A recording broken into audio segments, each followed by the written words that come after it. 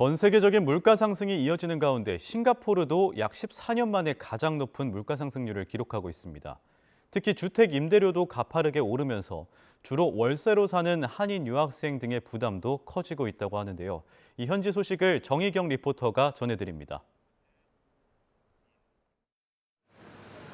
싱가포르에 사는 연구원 정혜련 씨는 요즘 틈만 나면 부동산 정보를 찾아봅니다.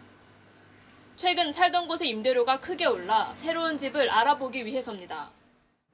저도 살던 집에서 계속 계약을 연장을 해서 살고 싶었는데 집주인이 30% 정도의 렌트비를 인상을 하는 바람에 그게 너무 부담이 돼서 다른 곳으로 집을 알아봐야 했습니다.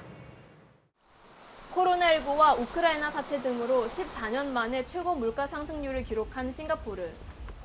특히 주거 비용이 크게 오르고 있습니다. 지난 2020년 1분기와 비교해 공공주택의 임대료는 평균 16%, 민간 아파트는 평균 21% 상승했는데 지역이나 거주 형태에 따라서는 상승폭이 최대 100%나 됩니다. 대부분 주거지를 임대받아 살아가는 외국인 노동자나 유학생들에겐 큰 부담이 될 수밖에 없습니다. Currently, the room rental, even for public housing and private housing, is really under short supply. For instance, you have a public housing rental, room rental used to be about Singapore dollar 600 to 700. Now the common room can fetch about 1,000, 1,001, 1,002.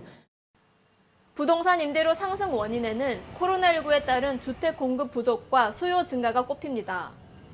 외국인 노동자가 대부분인 건설 현장에서 코로나 집단 감염과 입국 제한 등으로 공사가 지연되는 경우가 많았고 주택 완공이 미뤄지면서 기존 입주 예정자들이 임대로 눈을 돌리고 국경 개방 이후 외국인 주재원이 대거 입국하면서 수요 과열 현상까지 발생한 겁니다. 싱가포르 정부가 대책 마련에 나서고 있지만 주택 공급 안정화까지는 시간이 걸릴 전망입니다.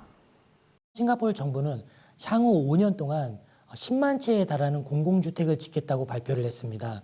그렇지만 공공주택을 짓는 데는 최소 4, 5년의 시간이 걸리기 때문에 당분간 단기적으로는 지금과 같은 현상이 계속 유지될 거라고 보고 있습니다. 이렇게 주택 시장이 과열되면서 최근에는 외국인 유학생 등을 대상으로 저렴한 매물을 미끼로 내세운 사기 수법도 등장하고 있습니다.